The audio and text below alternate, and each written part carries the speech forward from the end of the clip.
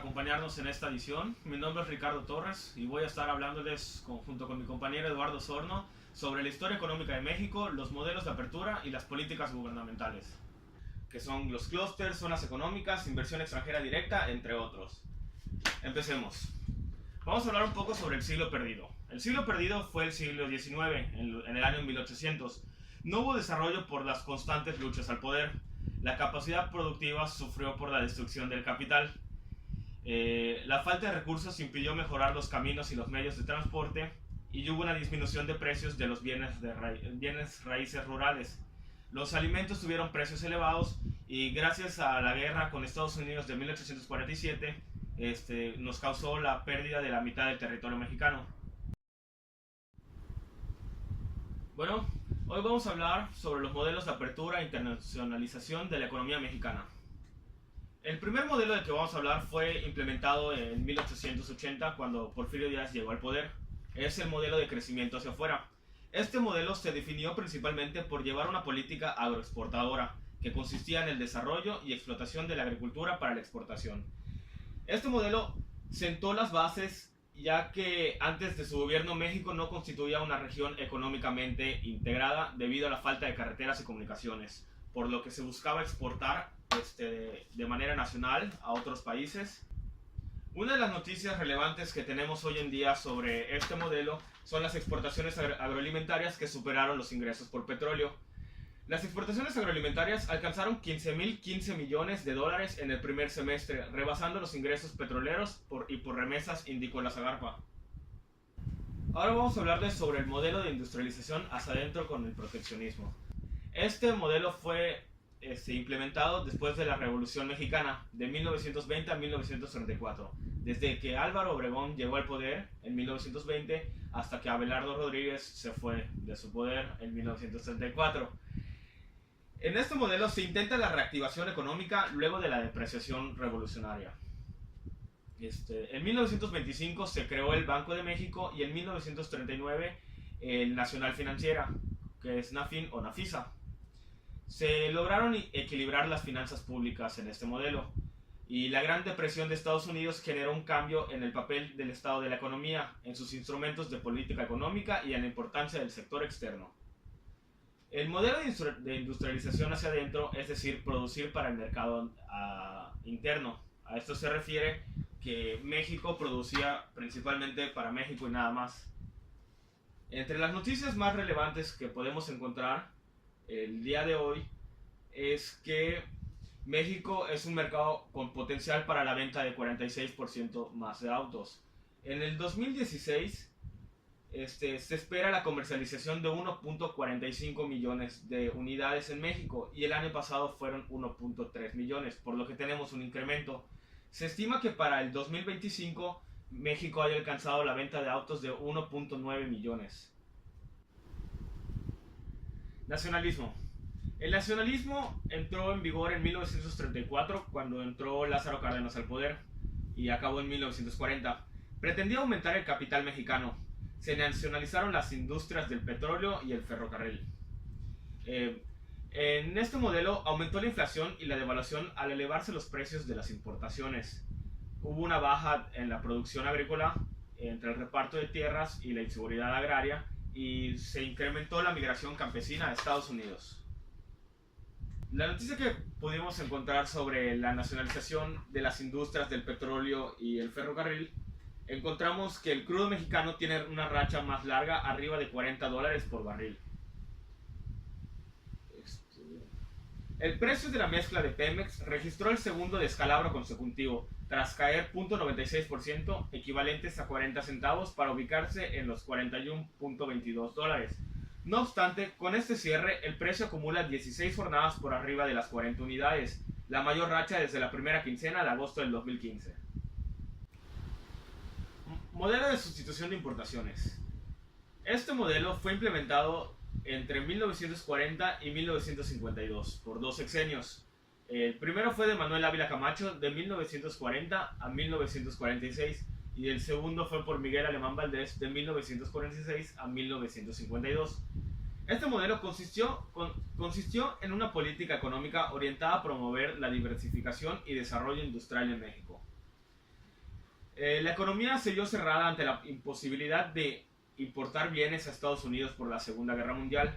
La demanda de los bienes mexicanos se elevó y trajo consigo una elevada tasa de empleo.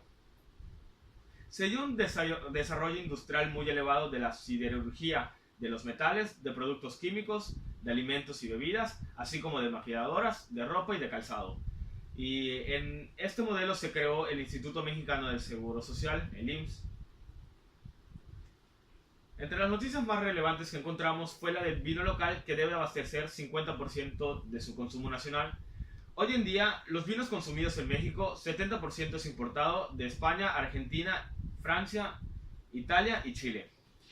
Actualmente, 30% del vino que se consume en el país es de origen nacional y se espera que para el 2020 sea 50%, siempre y cuando se apoyen lo suficiente a los productores nacionales en el campo y la comercialización, consideró el consultor vinícola René Rentería.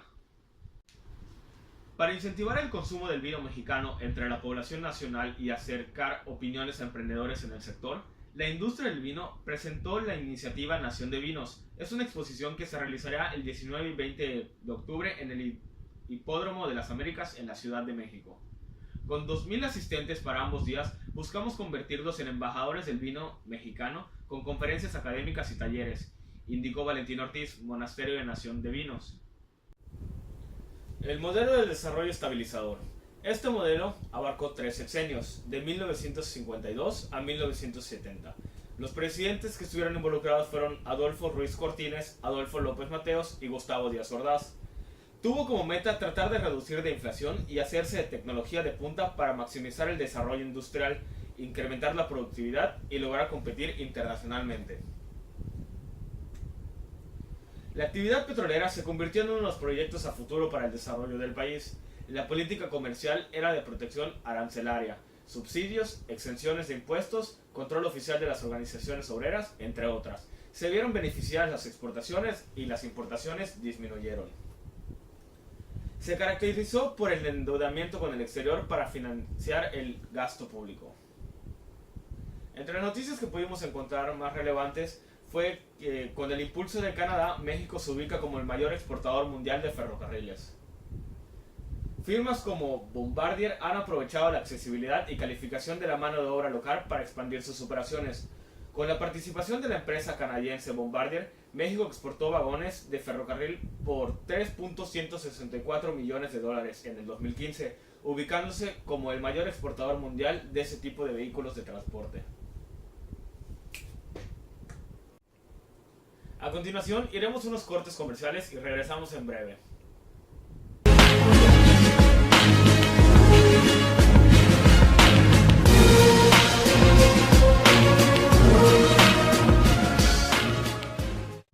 Bienvenidos de nuevo a Punto Fijo. Continuando con los modelos, seguimos ahorita con el modelo del desarrollo compartido. Este modelo va de 1970 a 1982, con los presidentes Luis Echeverría Álvarez del 70 al 76 y José López Portillo y Pacheco del 76 al 82. Este modelo buscaba satisfacer las demandas de los trabajadores, siempre y cuando no afectaran los intereses financieros de las empresas establecidas. Se buscó reordenar el régimen mixto constitucional a través de la inversión pública como la fuerza clave para dirigir el crecimiento. En este periodo hay años de avances y retrocesos, crecimientos, recesiones e inflaciones, que generan fuertes distorsiones, especulaciones y mayores desigualdades sociales. La crisis se hizo notoria debido a estos factores, que son los altos niveles de gasto público y las industrias se paralizaron al no recibir apoyos, lo que causa una pérdida de competitividad en el extranjero. También se le conoce como la etapa de crisis y agotamiento. Lamentablemente, no pudimos encontrar una noticia relacionada a este modelo debido a que estamos sufriendo varios problemas económicos en México donde no hay un apoyo a los trabajadores y hay un recorte de empleados. Liberalismo social. Este modelo entró cuando Carlos Salinas de Gortari entró al poder de 1988 a 1994. Definió su modelo como centro progresista.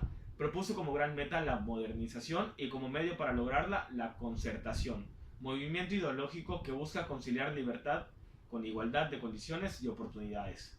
En 1992 se firma el Tratado de Libre Comercio para América del Norte, por sus siglas TLCAN. En esta época hubo el nuevo peso, se le quitaron 3 ceros al peso a fin de restituirle valor a la moneda. El modelo termina con actos violentos, enfrentamientos políticos, asesinatos de personajes destacados y levantamientos por el Ejército Zapatista de Liberación Nacional en 1994. Las causas de la crisis fueron haberle apostado demasiado a un creciente flujo de capitales especulativos y volátiles, subestimar el déficit de la cuenta corriente y la violencia política. La siguiente noticia habla sobre el liberalismo social. La Secretaría de Economía está preparada para resultados electorales de Estados Unidos, ya que si llega a ganar Hillary Clinton, seguramente se aprobará el Acuerdo de Asociación Transpacífico y con ello mejorará el Tratado de Libre Comercio de América del Norte. Pero si llega el republicano Donald Trump, entonces la posición es clara: no habrá renegociaciones del Tratado de Libre Comercio sin beneficios para las partes que lo conforman. Ahora vamos a hablar sobre el modelo de economía de libre mercado. Este modelo fue de 1994 a 2000, con Ernesto Zedillo Ponce de León cuando entró al poder. Completó una gama de tratados de libre comercio dentro y fuera del continente. Las plantas maquiladoras se convirtieron en el sector más dinámico de la economía. Capitalizó el Tratado de Libre Comercio con América del Norte y puso la economía sobre sus pies nuevamente. Entre las noticias que pudimos encontrar relacionadas a este tema, hubo una que destacó sobre todas, que se registra en Baja California el mayor cierre de maquiladoras del país. La dificultad para retener plantas maquiladoras en Baja California se acentuó mostrando el mayor cierre de establecimientos industriales del país, indican las cifras del Instituto Nacional de Estadística y Geografía, INEGI. Baja California perdió 93 establecimientos manufactureros de exportación, Tamaulipas perdió 48, Puebla con 45, Ciudad de México 41, Sonora 28 y Yucatán 24. Son los que mayor número de cierre reportan. Desarrollo estabilizador humanista.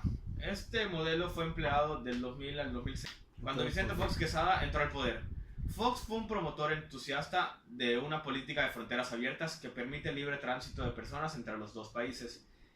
Se intentó aumentar la capacidad de asistencia en los servicios de salud a personas sin seguridad social, introduciendo el llamado seguro popular, y se firmó el Tratado de Libre Comercio con Japón.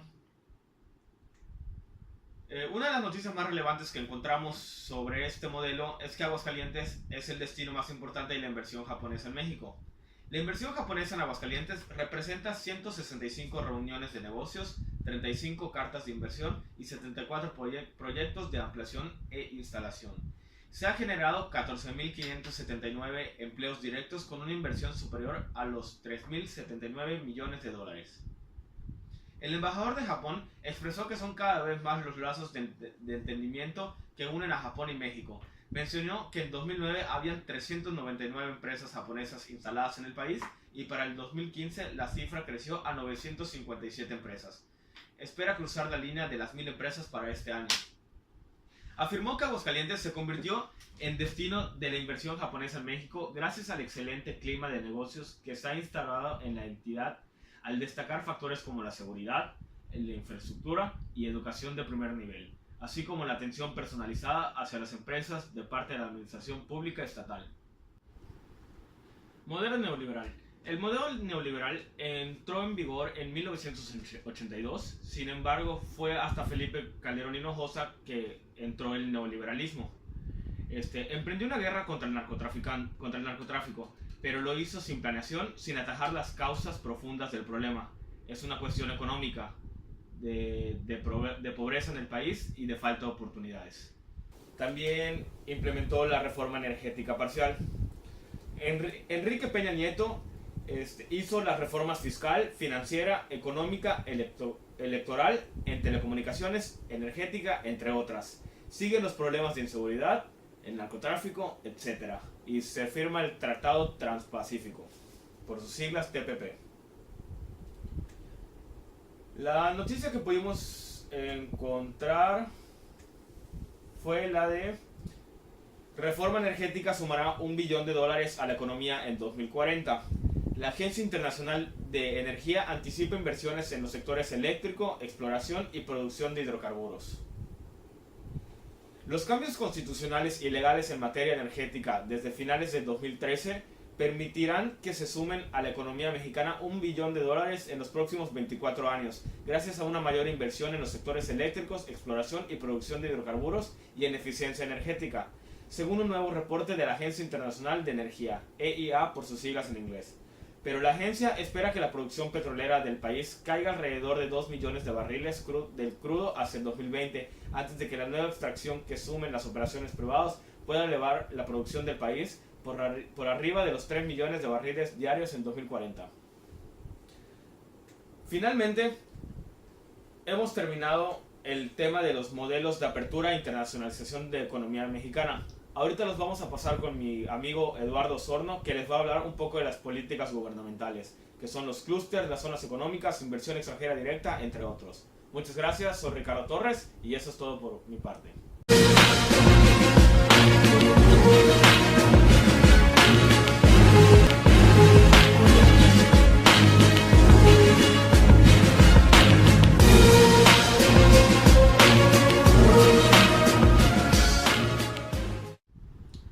¿Qué tal, mis televidentes? Mi nombre es Eduardo Osorno y estamos de regreso con Punto Directo. Yo les voy a hablar un poco sobre las políticas gubernamentales como clústeres, zonas económicas, inversión directa, entre otras cosas. Un clúster, para empezar, es un grupo geográficamente denso de empresas e instituciones conexas y complementarias entre sí. Entre las investigaciones de las noticias que nos proporcionaron el equipo de trabajo del noticiero, podemos decir que se constituye en Guerrero el quinto clúster minero.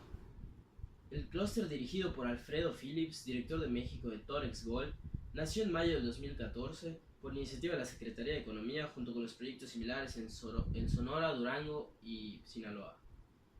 Esto se espera que en los próximos 4 años lleguemos a una inversión de 1.200 millones de dólares en el estado de Guerrero, en particular para los municipios de Iguala, Arcelia, Coatzala de Progreso, Cocula, Eduardo Neri y Teloalapan, entre otros, donde en estos lugares se constituyó el quinto clúster minero del país.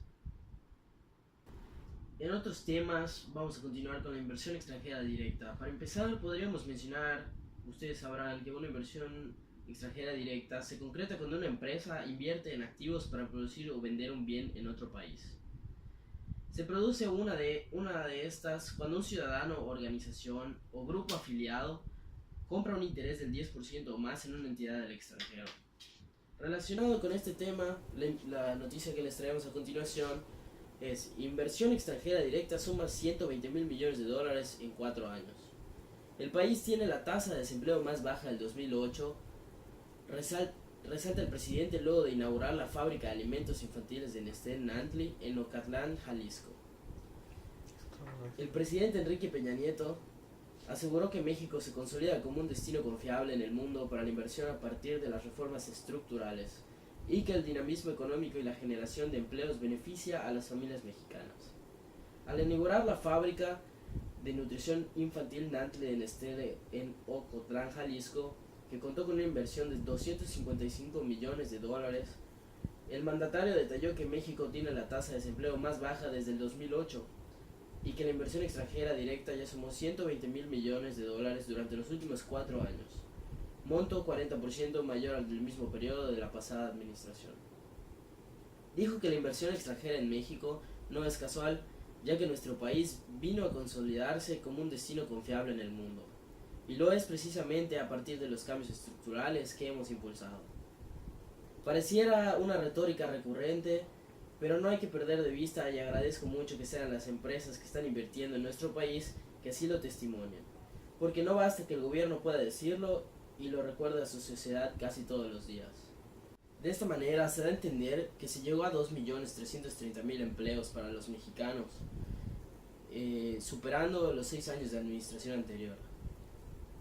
México, por otra parte, también hay que reconocer que tiene un gran potencial en el mercado infantil, de nutrición infantil, por lo que el 60% de la producción de esta planta estará enfocada al mercado nacional, mientras que el resto será para exportar a otros 21 países latinoamericanos. Bueno, continuando con el noticiero, podemos mencionar alguna noticia relacionada con los países vecinos, metiendo en este tema un poco lo de las zonas fronterizas, que como ustedes bien sabrán son limitaciones con otro país vecino que promueven el comercio para el país. Tras dialogar sobre la importancia de una región fronteriza saludable y vibrante, líderes de negocios y funcionarios del gobierno de México y Estados Unidos llamaron al Congreso de los Estados Unidos para aprobar el Acuerdo de Asociación Transpacífica, tras más elecciones presidenciales de noviembre. En el marco de la Alianza para el Comercio Fronterizo, Noé García, presidente del grupo, dijo que esta conferencia de este año ayudó a que miembros se unieran al apoyo de políticas y propuestas específicas que ayudaron a fomentar el crecimiento del comercio y los negocios internacionales, mejorando los principales sectores económicos del comercio mexicano. Continuando con las zonas económicas especiales. Estas son áreas geográficas delimitadas dentro de las fronteras nacionales de un país, generalmente más liberales y con distintas reglas de negocios que prevalecen en el entorno nacional. La noticia que nos traen por aquí es zonas económicas especiales, los nuevos hotspots de México. De los recursos presupuestos para impulsar la infraestructura económica de las zonas especiales económicas, el proyecto de presupuesto de egresos de la Federación asignó 1.200.000 millones de pesos para el programa de inversión de mantenimiento de las vías férreas Chiapas-Mayar, es decir, un 60% de la partida total. Otros 400 millones de pesos están etiquetados para la carretera Acayucan. 180 están en los tramos de San Andrés, Tuxtla, Catemaco y los 100 otros para otros proyectos. De acuerdo con la Comisión de las Zonas Económicas Especiales, cada región tendrá una o varias especializaciones sectoriales en función de sus ventajas presentes y potenciales. En Coatzacoalcos se desarrollarán las industrias económicas, petroquímicas y del plástico, química y agroindustrial. En el Istmo de Tehuantepec, la automotriz, forestal, minera y siderúrgica. En Salina Cruz, la textil y del vestido, la de maquinaria y equipo y la relacionada con energías renovables. Y en Puerto Chiapas, la de pulpa, papel, eléctrica, electrónica, textil y del vestido y la agroindustrial. Entre otras de las noticias que están sucediendo hoy en día, otro fenómeno es la doble tributación. Esto busca, con este modelo buscamos evitar la evasión de impuestos, reducir las cargas fiscales por consolidación de ingresos y reducir los impuestos por dividendos de varias empresas de México. México y Estados Unidos acuerdan mecanismo para evitar doble tributación en maquiladoras. El Servicio de Administración Tributaria y el Servicio de Rentas Internas de los Estados Unidos alcanzaron un acuerdo técnico sobre la metodología de la resolución en materia de precios de transferencia respecto a la operación de maquila. El SAT afirmó que este documento tiene como objetivo lograr la aplicación de procesos fiscales equitativos y evitar la doble tributación, mejorando así la competencia en el comercio exterior para México.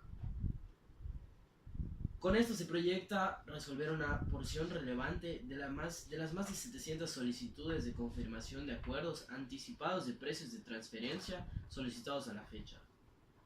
El acuerdo alcanzado entre la autoridad mexicana y la estadounidense representa la culminación de más de 2 años de colaboración, en la que los dos gobiernos traducen el fortalecimiento de lazos en materia de tributación de empresas multinacionales y del compromiso en brindar certeza jurídica a los contribuyentes.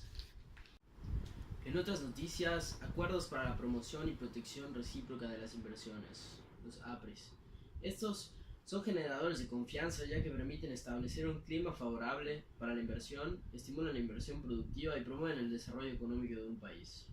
La noticia que les contaremos hoy se trata de Haití pidiendo la ayuda a México para reconstruir el país debido al huracán Matthew. Si bien el país necesita agua potable, medicamentos, algo de arroz, etc. De acuerdo a datos oficiales de ayer a las 15 horas que proporcionó el diplomático haitiano, son 61.537 de las personas que se encuentran en 192 albergues, 25.000 casas afectadas y 500.000 destruidas y 178 escuelas afectadas. refirió que para los 3.000 haitianos residentes en México es muy difícil comunicarse vía telefónica con sus parientes en la isla antillana, por lo que pidió a empresas telefónicas mexicanas una reducción en el costo para las llamadas de estos. Para acercar más a México con Haití, en su segunda misión diplomática, el señor Lamothe confió en que su hoja de ruta que presentó al Senado de su país está al acercar más a México con Haití, fomentar la cooperación y apoyar a Haití más allá de la ayuda humanitaria para entrar más en el comercio y en la inversión entre los dos países. Él mencionó que México ha contribuido al proceso democrático e institucional en Haití y 2 años después del terremoto ha contribuido en la educación y el proceso económico.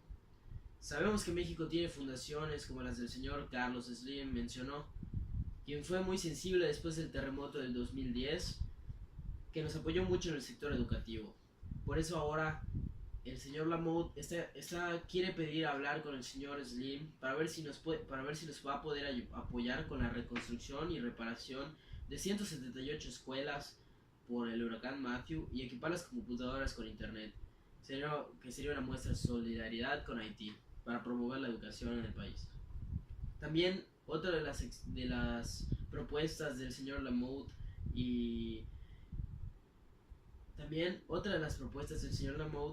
entra en la Embajada de la República de Haití en México, que se han suscrito acuerdos de cooperación educativa con la Universidad Autónoma del Estado de México para facilitar la entrada de estudiantes haitianos a los centros de estudio. Bueno, muchísimas gracias y buenas noches. Por nuestra parte fue todo y nos vemos mañana a la misma hora en el mismo canal en Punto Fijo. Hasta luego.